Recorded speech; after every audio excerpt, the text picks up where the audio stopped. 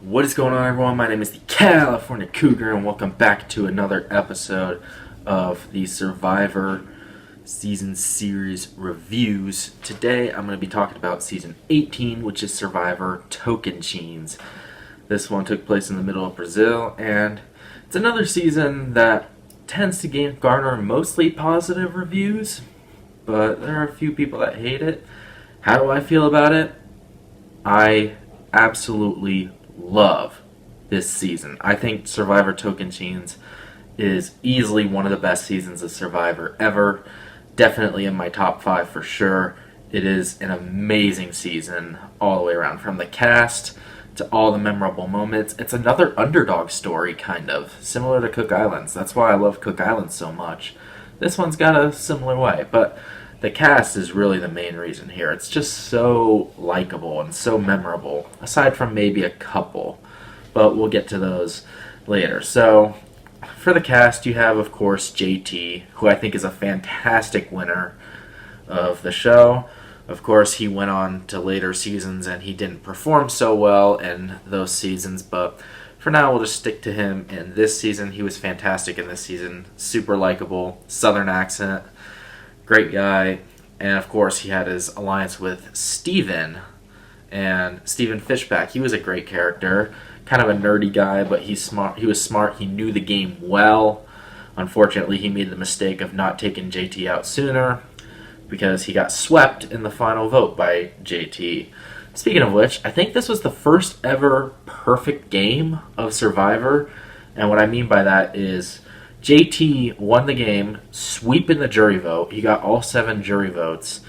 And I don't think he got a single vote against him throughout the entire season. So, yeah, that's what's classified as a perfect game of Survivor. No votes throughout the main part of the season when people are getting voted out, and sweeping the jury vote. So, yeah, JT is the first ever Survivor player to do that. Earl came close in Fiji, but he had a vote against him in like the 3rd tribal council. It was a random throwaway vote, I think. So, yeah, he was close, but JT was the one that ultimately pulled off the accomplishment. He was so good this season. And Steven, like I said, he was great as well. Aaron was fun to watch. Taj was great. Coach, Tyson. I didn't love Coach this season. I thought he was a bit over the top, a bit crazy. But that was his character, basically. So, yeah, like his Dragon Slayer thing. I thought his Dragon Slayer thing was really funny. And then you have Debbie, Sierra, Tyson. They were all great. Tyson was the hilarious character of the season. He was absolutely fantastic. Brendan, who was kind of the leader of the Timbira tribe at the beginning. And then, of course, you have the pre-merge people like Joe. Poor Jerry, he goes home because he's sick. Ultimately saves Aaron from being voted off at that tribal. You have Sandy, Carolina, Candace. Sydney was great as well. Like, there's just so many great moments. And I forgot who was voted off just before. Was it Sydney? No, Spencer. Spencer was 5th voted off. Sydney was voted off right before the merge. But yeah, just everybody on this cast is fantastic.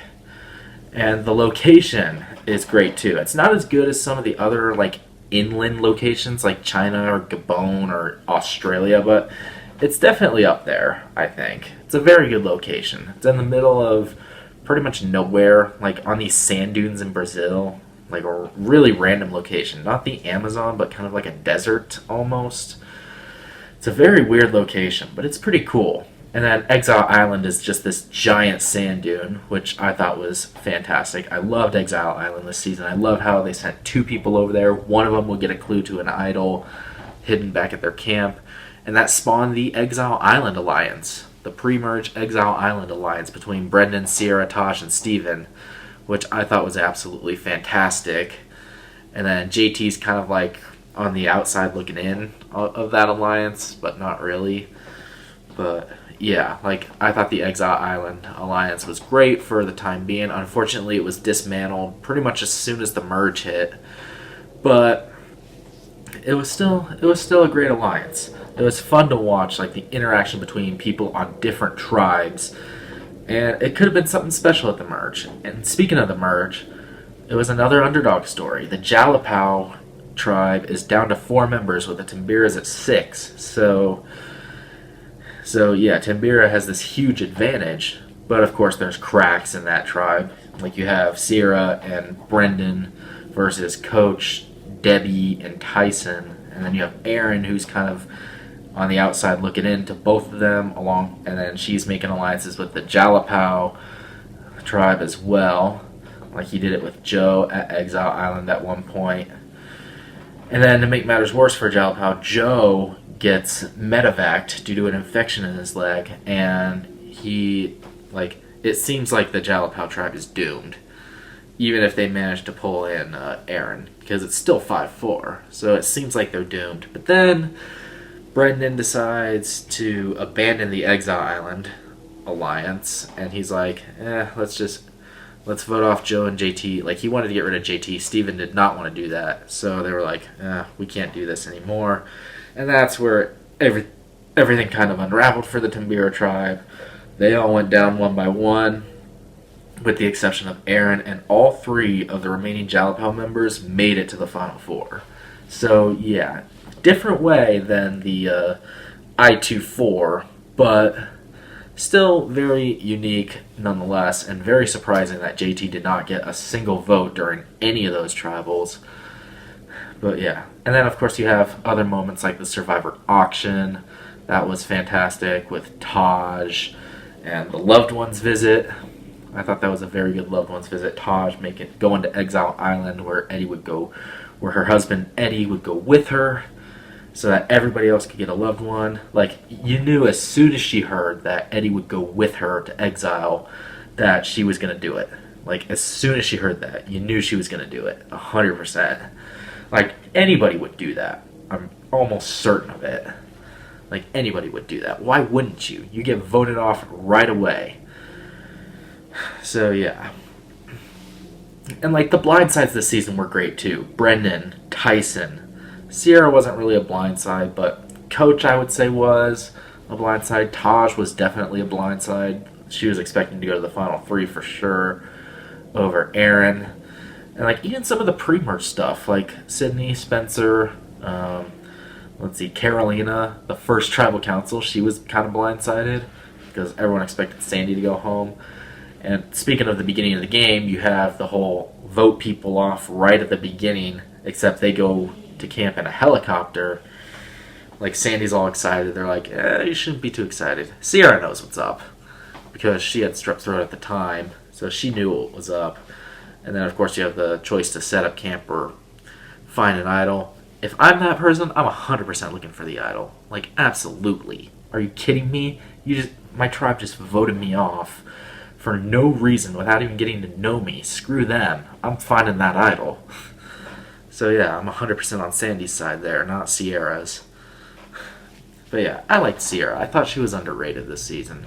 She was a fighter. She fought back against Coach and Debbie through most of the season. Tyson as well. And again, that Tyson blindside was just so satisfying. As funny as he was so cocky.